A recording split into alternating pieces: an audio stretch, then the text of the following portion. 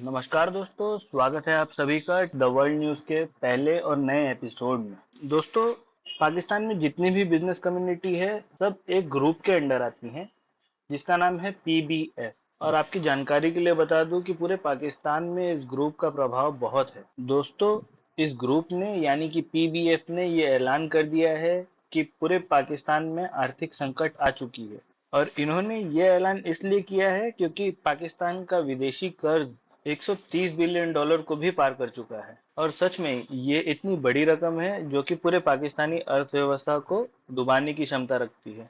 उदाहरण देकर बताऊं तो पूरी दुनिया में 100 से भी ज्यादा देश आपको ऐसे मिल जाएंगे जिनकी टोटल जीडीपी भी 130 बिलियन डॉलर के आसपास नहीं मिलेगी आपको। और कई देश ऐसे भी हैं जो कि 100 बिलियन डॉलर की अर्थव्यवस्था बनने के सिर्फ सपने देख रहे हैं अभी तक।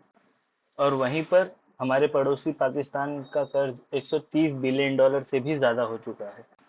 दोस्तों, इसमें मजे की बात तो ये है कि जो ये डेटा बताया जा रहा है, जिसके बुनियाद पर पीबीएफ ये दावा कर रही है कि पाकिस्तान एक आर्थिक संकट में प्रवेश कर चुका है, ये डेटा भी अभी तक अधूरा ही है। इस डेटा में विदेशी कर्ज तो बताया गया है, लेकिन इंटरनल डेब्ट यानी कि घरेलू कर्ज और हिडन डेब्ट जो कि छुपाए गए हैं, जो इस डेटा में अभी तक प्रस्तुत नहीं किए गए हैं, वो अभी तक इसमें इंक्लूड नहीं हुए हैं। दोस्तों, पाकिस्तानियों के लिए मुसीबत की बात यह है कि इस 130 बिलियन डॉलर के कर्ज में से 75 बिलियन डॉलर का कर्ज इन्हें अगले 30 महीनों के अंदर अंदर चुकाना है।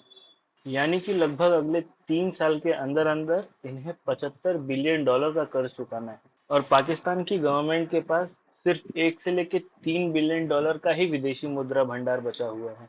और इन्हें चुकाने हैं पूरे 75 बिलियन डॉलर अगले 3 साल के अंदर अंदर। और यही नहीं, पीबीएस यानी कि पाकिस्तानी बिजनेस फोरम ने यह भी बताया है कि पाकिस्तान को पिछले 7 महीनों में उनके फ्रेंडली कंट्रीज से आश्वासन तो बहुत मिले, पर सभी ने सिर्फ वादे किए और एक नया पैसा पाकिस्तान को प्रोवाइड नहीं करवाया गया। और इस वजह से पाकिस्तान को दिसंबर महीने के कर्ज की किस्तें अपने विदेशी मुद्रा भंडार से चुकानी पड़ेगी। और इसका डायरेक्ट रिएक्शन पाकिस्तानी रुपए पर पड़ेगा, जिससे कि वो और गिरेगा और ऑलरेडी पाकिस्तानी रुपया 2022 के वर्स्ट परफॉर्मिंग करेंसी बन चुकी है। दोस्तों, एशिया में कुछ ऐसे भी देश हैं जो ऑलरेडी बैंकरप्ट हो चुके हैं, जैसे कि श्रीलंका। लेकिन आप जानकर दंग रह जाएंगे कि उनकी करेंसी पाकिस्तान की करेंसी से ज़्यादा अच्छा परफॉर्म कर रही है।